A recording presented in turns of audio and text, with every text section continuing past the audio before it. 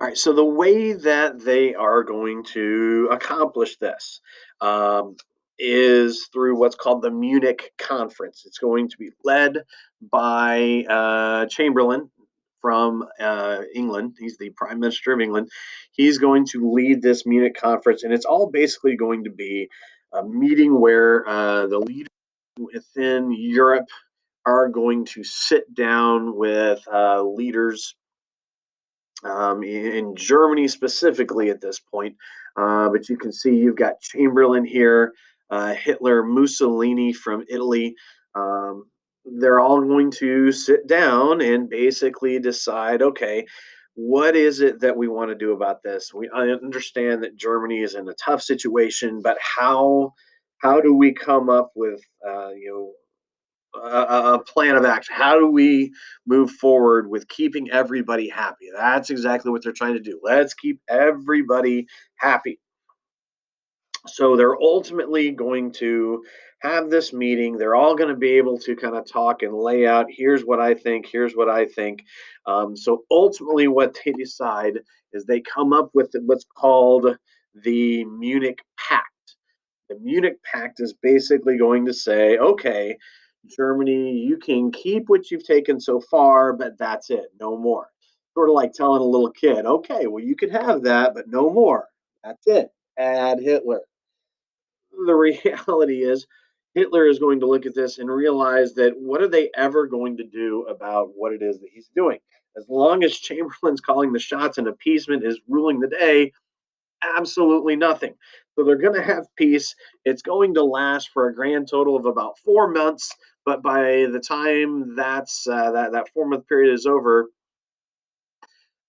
he's going to go beyond the Sudetenland here and just go on ahead and invade Czechoslovakia.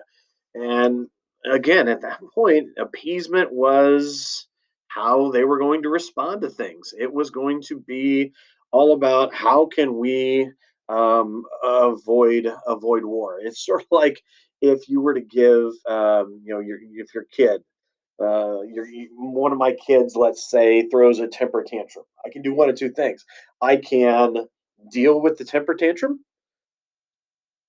and be a parent and try and control the situation, or I can give them what they want. If the kid really wants thin mint cookies, man, it's really difficult for them to grasp that. Hey, you know what? If I just kick and scream, you know what? Maybe I'll get what I want. That's what kids that age understand. So think of Hitler kind of like that kid. Hey, I'm going to kick and scream, and if I do that, maybe I'll get what I want. Um, Essentially, if I, as the parent, just give in to them, what are they going to learn? They're going to learn that, well, I can do this, and I'm going to get exactly what I want. If Hitler just continues to keep doing whatever it is that he wants, everybody keeps giving into him, what's he going to learn? What's he going to continue to do? He's just going to continue to keep giving, keep doing whatever he wants, knowing that nothing's ever really going to happen. The Europeans were essentially saying, "Hey, we think that Hitler is going to be satisfied with taking some land, and we want to avoid war at all costs." Which begs the question: why? Why would they want to avoid war at all costs? Why are they so adamant that they stay away from war? Something you got to realize here is that they're trying to stay out of another World War One. They want to make sure that that doesn't happen because this isn't something that was like a century away. This wasn't something that was in history books somewhere. This had only been 20 years. And since it had only been 20 years, it was still fresh in people's minds. People still were alive that could remember here's exactly what it was like. They'd been going through a depression to make matters worse.